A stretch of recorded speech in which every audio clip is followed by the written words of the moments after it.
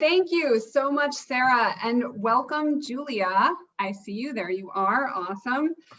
So we have covered a whole lot of ground today. We have heard from the Lean In organization, we've heard from Sally Kroshek about the wage equity and power gap across corporate America. We've heard from panels of experts speaking to the incredible potential upside if we can build back better, and we focused on investing and women in venture and systemic issues that shape our workplace cultures and our leadership styles. So now with Julia, I would love to bring this back to the individual and, to the entrepreneur and to the communities that can help, those individuals tip the balance, because, those individuals and those communities, they really are a very important piece of this larger puzzle that we've just been talking about. And understanding where they fit in this bigger picture is extremely important. So when it comes to really tipping the balance with women, money, and power. So to help me do this, Julia Pimsleur is here. She is a member of the Fourth Floor. She is also a successful founder and CEO in her own right, turned scaling coach and mindset expert, who has actually helped thousands of women to date scale up their businesses through her social venture, which is called $1 Million Woman. She is also the author of 2 books. I have to shamelessly plug these books. One is $1 Million Woman, and there is, in fact, a new book, I think, that is about to come out, and I think it's called Go Big Now, which after everything we've been talking about all day today, clearly, we need to go big. So aptly titled.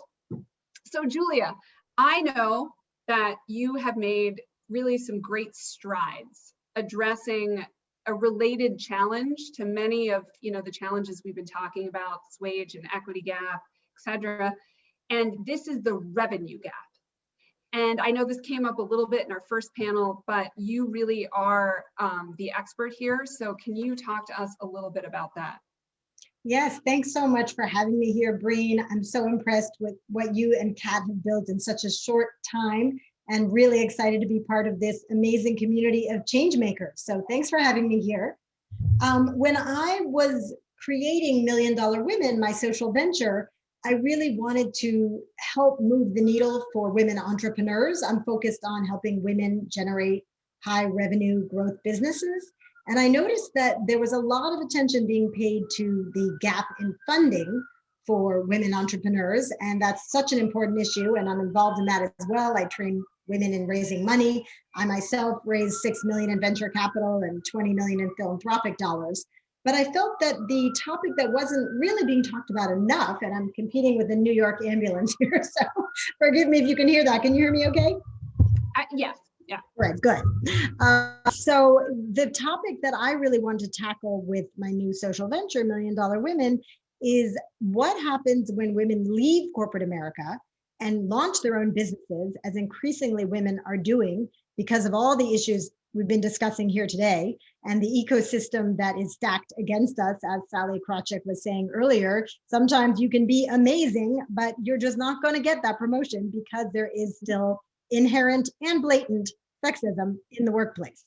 So many women have left corporate America and launched their own businesses, or in my case, bypassed corporate America. I've been an entrepreneur since I graduated from grad school, and never really wanted a corporate job because I love that freedom. And I have 2 children, 2 boys who are now 12 and 16. I got to be super present in their lives in a way I didn't feel I'd be able to be if I was climbing that ladder in corporate America. So when women start their own businesses, the glass ceiling, poof, goes away. That's great. But now there's a revenue ceiling. And that revenue ceiling is that if you look at the studies, it turns out that fewer than 3%, this tiny number of women entrepreneurs get to 1 million in revenues. And 1 million in revenues is just getting off go in the business world. We're not talking 1 million in your pocket. We're talking 1 million gross. So 3% of women, and fewer actually, get there. And for women of color, it's fewer than 1%. And that's really what I decided to tackle in the $1 Million Women ecosystem, to use one of the words of the day. We are part of the greater capitalist ecosystem. We are part of the women fighting for social change ecosystem. And then we've created our own little micro ecosystem in $1 Million Women, which I'm happy to tell you more about. Awesome. Yeah, no, well, actually, why don't you tell me about that? Because I think that, so because really the next thing to focus on, I would love to hear about innovative solutions, right, to this entrenched challenge, this revenue challenge. And I think that's precisely the code that you've been cracking. Well, the really what drives all this, and you and I talked about it on the phone the other day, is that when I was growing up, and I grew up with a single working mother and was very aware from an early age of the discrepancies in pay between men and women, it was 77 cents on the dollar when I was growing up. So women were earning 77 cents for every dollar men were earning. And we saw so many things get solved, or I did during my lifetime, right? We got so many women into Congress, and pro-choice made huge strides, and so many things. But somehow when you look at what women are making today, we're now at 81 cents on the dollar according to payscale.org. And so that's just not a huge gain, right? And we feel very frustrated by this as women who care about closing the economic gender gap. So I developed a thesis, which is that really the pay gap is not going to close through corporate America. I don't actually think they have enough incentive to do so. And it's happening slowly, but it's certainly too slow for my taste, and it's too slow for most women entrepreneurs I know. So we went and created our own businesses. Now, what's happened there is that a few women have created multi-billion-dollar businesses, and we can count them on one hand, right? You probably know all their names: Sarah Blakely, Tory Burch, Oprah, Martha Stewart. But people tend to run out of names after they name those five, right? Like, well, how many multi-million-dollar businesses can you name? Okay, maybe 2 or 3. But what I wanted to do with Million Dollar Women is create a new ecosystem of women who've created multi-million-dollar businesses. They may not be household names, but they're running businesses making 5 to 20 to 30 million a year. They have teams of 10.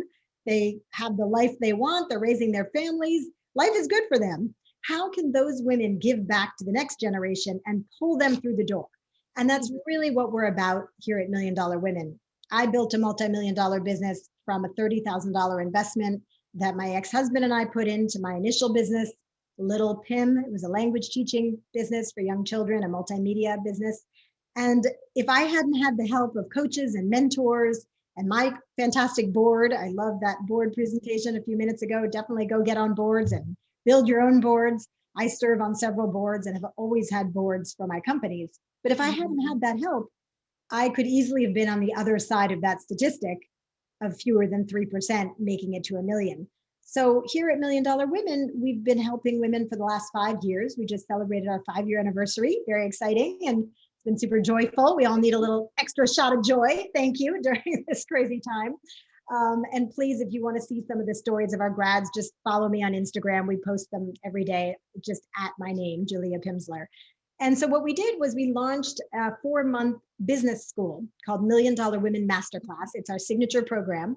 And it's to help women get the business skills that they don't have in order to build their businesses into being multi-million-dollar businesses. So within that, it's like an executive MBA, all online, because we know that women who start businesses are often also raising families, taking care of aging parents, trying to keep up with all of the demands on us. So we thought, let's bring it to women where they're at. We didn't know that, the pandemic would come and everything would go online. We started this online 5 years ago. And we've since graduated over 300 women and helped thousands of women get access to these business tools. But a huge part of our ecosystem is the mentors, who are women who have built multi-million-dollar businesses. And a few men, we have some amazing men in our ecosystem too, who mentor these women, including Women on Wall Street. We have a deep partnership with an organization that has women on Wall Street who want to help entrepreneurs get ahead. And so that's how we're helping to move the needle and close this gender gap, is through getting women to be more financially successful. Then they hire more teams, put more money away and invest it with great organizations like Elevate, which Sally created, and that's right, you're creating all these opportunities at the 4th floor, become angel investors, right? Women who get to a place where they can invest in other women. That's a fantastic way of giving back. Right. And it sounds like so much of what you've mentioned too is really about leveraging community, right? So kind of what you've described, what you're doing at Million Dollar Woman, you are you're really using community as an access point to money and power for these women that, go through your program. And then it's a way for them to overcome this revenue gap, right? So that's right. And also putting them in a community of high growth women entrepreneurs, because what we hear from women all over the country, we're national. So we have women in our program from South Dakota and North Carolina and Washington State, is they might know other women entrepreneurs, but they don't know other women entrepreneurs who are going big, as we like to call it. So looking to raise capital, build multi-million-dollar businesses. Those women are a bit few and far between. And we've given them a community where they can solve their problems together, and with mentors we connect them to. Right, which I love, and it works. I mean, you have seen that it works. Like, you have made a difference by doing this, which is so fantastic. And also, I think it's come up a lot throughout this whole day, why it's so important, right? Why we help women overcome this revenue gap, just like the wage gap, just like the equity gap, all of this, because of all the value that it really can unlock for all of us, just nationally, globally, as a people. So, and Breen, our economic recovery depends on it. Small businesses are the engine of our economy. People don't realize that more than 50% of jobs are created by small businesses. And now that we've seen all these dire stats about, 2.1 million women unemployed, the She session we keep hearing about, a lot of those women are going to face a perfect storm of sexism and ageism, women in their 40s, 50s, and 60s. They're not going to get back into corporate America at the level they want. And many will become what are called entrepreneurs by necessity.